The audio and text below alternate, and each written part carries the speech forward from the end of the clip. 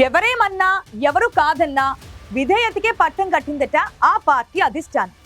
ఏళ్లుగా కష్టపడుతూ తన రాజకీయ భవిష్యత్తును త్యాగం చేసిన ఆ నాయకుడిని వరుసగా రెండోసారి అధ్యక్ష పీఠంపై కూర్చోబెట్టిందట ఆ పార్టీ. ఇంతకీ ఎవరా నాయకుడు? ఆయన చేసిన త్యాగం ఏంటి? భిన్నాభిప్రాయాలున్న అధిష్టానం ఆయనకే ఎందుకు పార్టీ పగ్గాలు అప్పగించింది? Let's watch.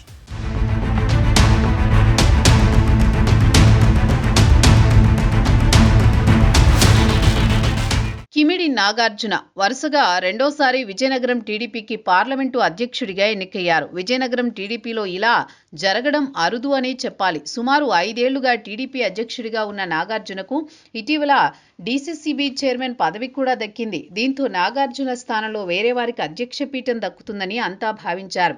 అందుకు తగ్గట్టుగా మిగతా నేతలు పావులు కదిపినా చివరికి నాగార్జున వైపే అధిష్టానం మొగ్గింది. ఉమ్మడి విజయనగరం జిల్లాలో ద్వారపురెడ్డి జగదీష్ అత్యధిక కాలం అధ్యక్ష బాధ్యతలు మోశారు. ఆయన తర్వాత మళ్లీ నాగార్జునకే అవకాశం దక్కిందట. దీంతో సొంత పార్టీలోనే కొంతమందికి కడుపు మంటగా ఉన్నా అధిష్టానం మాట వినక తప్పని పరిస్థితి అంటూ లోలోనే సణుక్కుంటున్నారట. కీలక పదవిలో ఉన్నారు కాబట్టి ఈసారి కిమిడి నాగార్జునను పార్టీ అధ్యక్ష పదవి నుంచి తప్పిస్తారని అంతా భావించారు. అధ్యక్ష పదవి కోసం ఐవీఆర్ఎస్ కూడా నిర్వహించారు. కానీ చివరికి నాగార్జునకే క్యాడర్ ఆమోదముద్ర పడింది. కిమిడి నాగార్జునకే ఎందుకు మళ్లీ విజయనగరం టీడీపీ పీఠం కట్టబెట్టారనే దానిపై జిల్లాలో ప్రధాన చర్చ జరుగుతోందట. పదవి కోసం ఆశించి భంగపడ్డ వారిని ఇది మరీ ఇబ్బంది పెడుతోంది. పార్టీలో సీనియర్ నేతలను సమన్వయం చేయలేరని, ఒక్కసారి కూడా సర్వసభ్య సమావేశం నిర్వహించలేకపోయారని కిమిడి నాగార్జునపై విమర్శలు ఉన్నాయి. అయినా ఇంకెవరూ వద్దు, నాగార్జునే ముద్దు అంటూ టీడీపీ అధిష్టానం ఆయనకే ఆమోదముద్ర వేసింది. విజయనగరం జిల్లా టీడీపీలో ఒకప్పటి పరిస్థితులు ఇప్పుడు లేవనేది వాస్తవం. జిల్లాలో పార్టీకి పెద్ద దిక్కైన పూసపాటి అశోక్ గజపతిరాజు గోవా గవర్నర్గా వెళ్లడంతో యువతరం చేతికి పగ్గాలు వచ్చాయని ప్రచారం జరుగుతోంది. సుదీర్ఘకాలం అశోక్ గజపతిరాజు కనుసన్నల్లోనే జిల్లా టీడీపీ నడిచింది. ఇప్పుడు యువకులు వారసులు వచ్చారు. యువతకు ప్రాధాన్యం పెరుగుతోంది. సీనియర్లు ఒక్కొక్కరుగా తప్పుకుంటున్నారు. యువ నాయకుడు లోకేష్ ఆలోచనలకు తగ్గట్టు పార్టీ నడుస్తోందని అంటున్నారు. విజయనగరం టీడీపీ అధ్యక్ష ఎన్నికల్లో పోటీ పడ్డ వారిలో నెల్లిమర్ల నుంచి సువ్వాడ రవిశేఖర్, డెంకాడ నుంచి కంది చంద్రశేఖర్, భోగాపురం నుంచి మార్క్ఫెడ్ చైర్మన్ కర్రోతు బంగారాజు ఉన్నారు.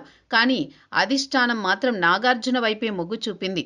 దీంతో నాగార్జునకు కలిసి వచ్చిన అంశాలపై ఇప్పుడు చర్చ జరుగుతోంది.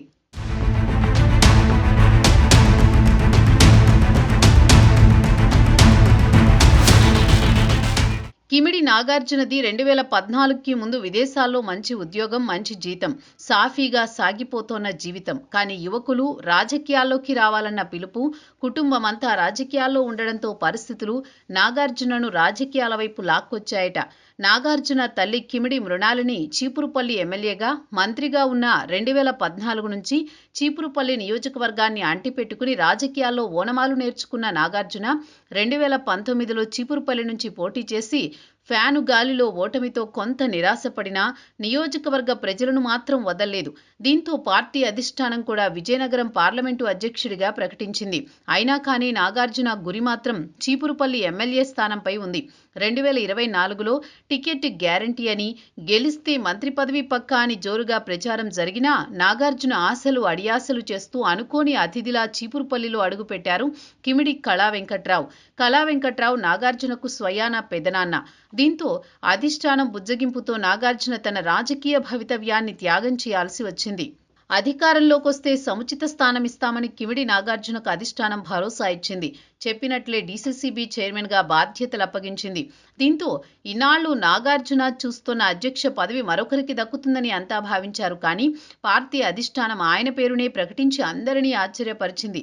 మరి నాగార్జున తన దూకుడు పెంచుతారా? పార్టీలో తన మార్కు చూపిస్తారా? అధిష్టానం తనపై ఉంచిన నమ్మకాన్ని నిలబెట్టుకుంటారా అన్న చర్చ మొదలైంది. ఒకవైపు సొంత నియోజకవర్గంలో పెదనాన్న కళా వెంకట్రావుతో పడలేకపోతోన్న నాగార్జున ముందు పార్టీలో ఎలా నెగ్గుకొస్తారో, అందరినీ ఎలా మెప్పిస్తారో చూడాలి.